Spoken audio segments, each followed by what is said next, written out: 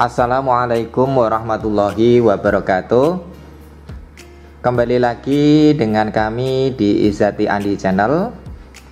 Pada kesempatan kali ini kita akan belajar mengenai gerak pada benda. Jadi jenis-jenis gerak itu apa saja, kenapa benda bisa bergerak. Nah, itu akan kita pelajari pada materi berikut.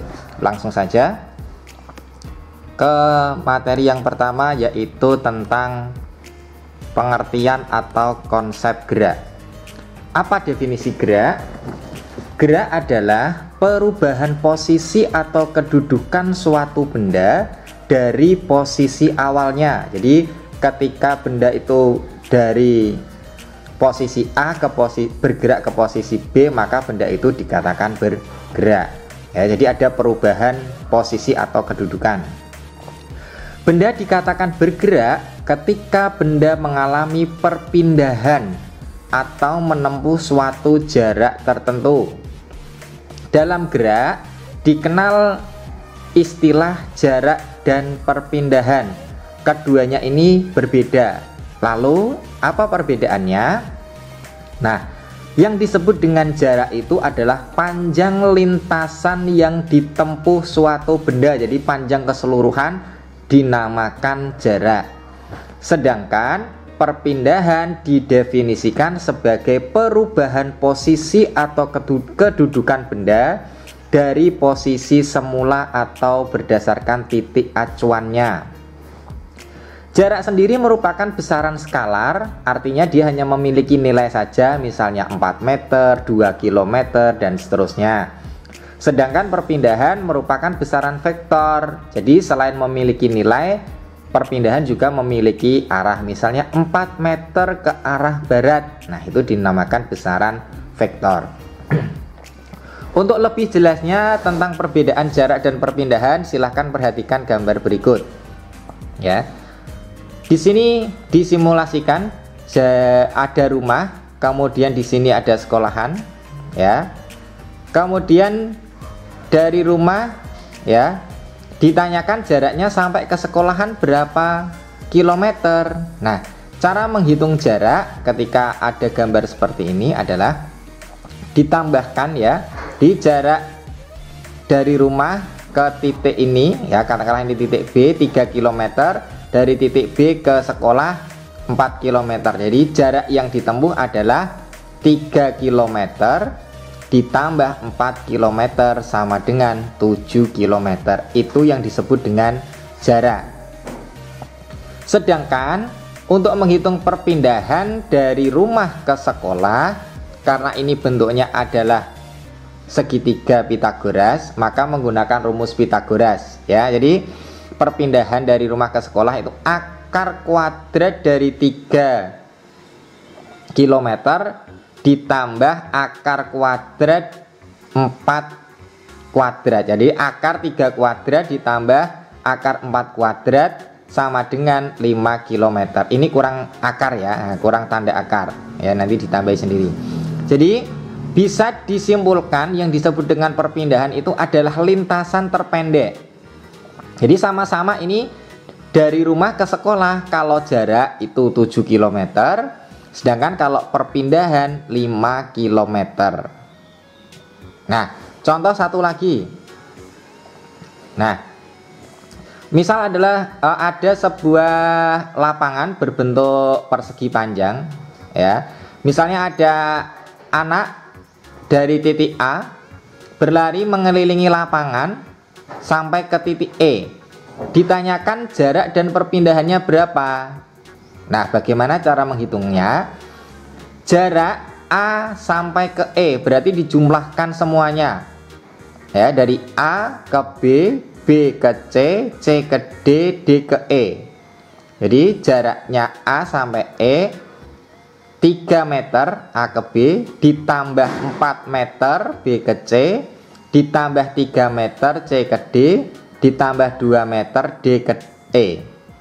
Ya, jadi total jarak A ke E sebesar 12 meter. Ya, karena tadi berdasarkan definisi jarak itu adalah panjang lintasan keseluruhan. Sedangkan perpindahan A ke E berapa? 2 meter. Dari mana? Ya, tadi perpindahan itu adalah lintasan terpendek yang ditempuh, ya. Jadi tidak usah melewati B, C, D ke E. Yang penting intinya itu adalah benda A itu pindah ke E. Jadi jarak terdekatnya atau lintasan terdekatnya adalah ke sini, yaitu 2 meter. Dari mana 2 meter? Ya, kita lihat.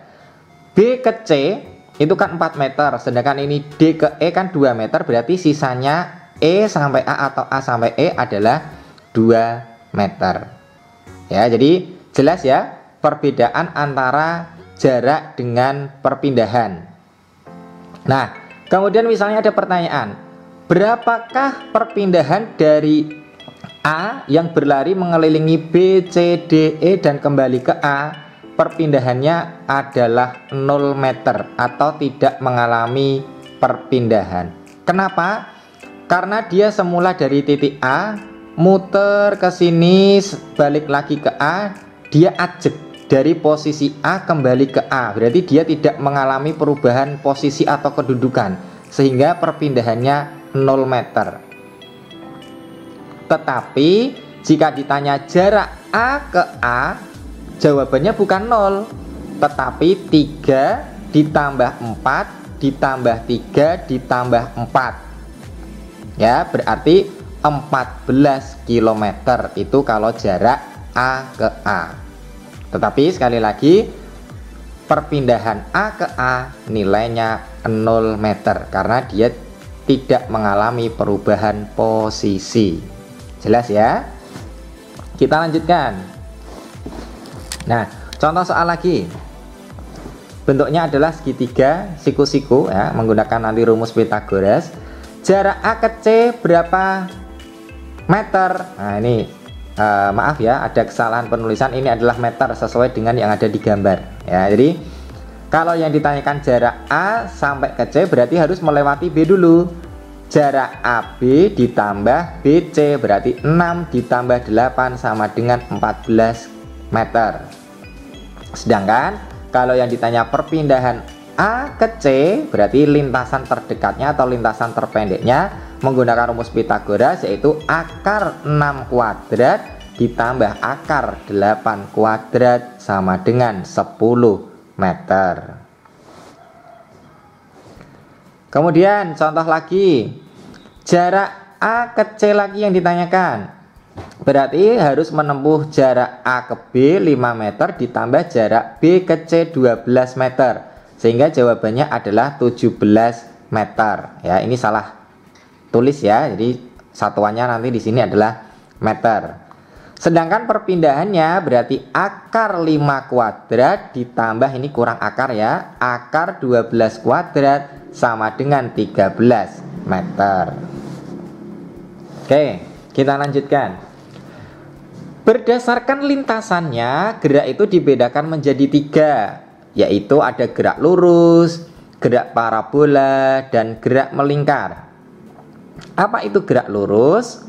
Gerak lurus adalah gerak yang lintasannya lurus.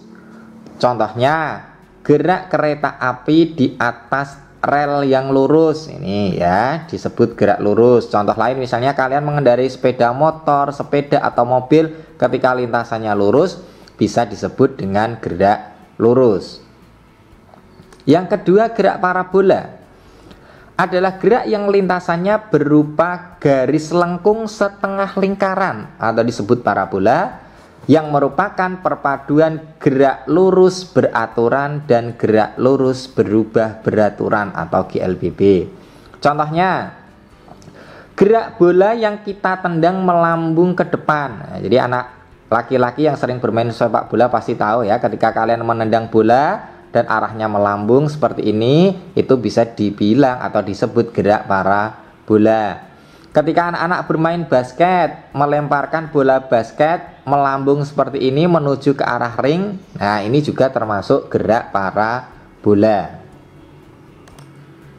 Yang ketiga, gerak melingkar adalah gerak yang lintasannya melingkar. Contohnya gerak jarum jam ya. Coba kalian perhatikan jarum jam yang ada di rumah kalian atau jam tangan kalian yang menggunakan jarum jam, bukan yang digital ya, itu merupakan gerak melingkar. Selain itu, gondola ini juga termasuk gerak melingkar. Kemudian berputarnya roda ban ya, sepeda motor atau mobil itu juga termasuk gerak melingkar. Nah, selain 3 gerak tadi, ada juga yang disebut dengan gerak nyata. Adalah gerak benda yang sesungguhnya, jadi benar-benar real ya, sesungguhnya. Contohnya orang berlari, kuda berlari, kelereng menggelinding ya, kita naik sepeda dan sebagainya. Itu disebut gerak nyata. Kemudian ada yang dinamakan gerak relatif. Gerak relatif, sebuah gerak bersifat relatif apabila suatu benda yang bergerak terhadap benda tertentu yang dijadikan acuan. Jadi ada titik acuannya.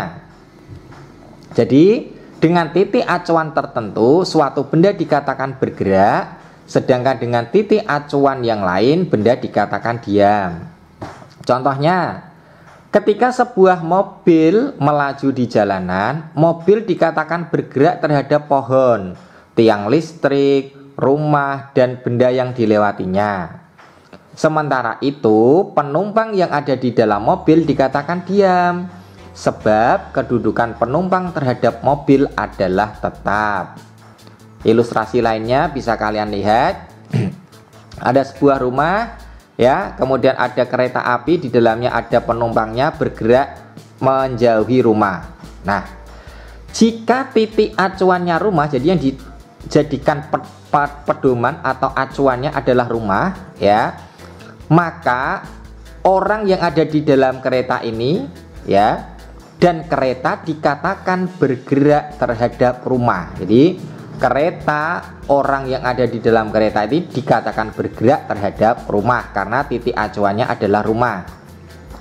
Kalau titik acuannya diganti menjadi kereta ya, jadi titik acuannya kereta, maka dikatakan orang yang ada di dalam kereta ini ya, orang A dan orang B ini dikatakan tidak bergerak terhadap kereta. Jadi acek posisinya karena titik acuannya adalah kereta. Ketika keretanya bergerak, orang yang ada di dalamnya dikatakan tidak bergerak terhadap kereta ya, tetapi orang tersebut bergerak terhadap rumah ya.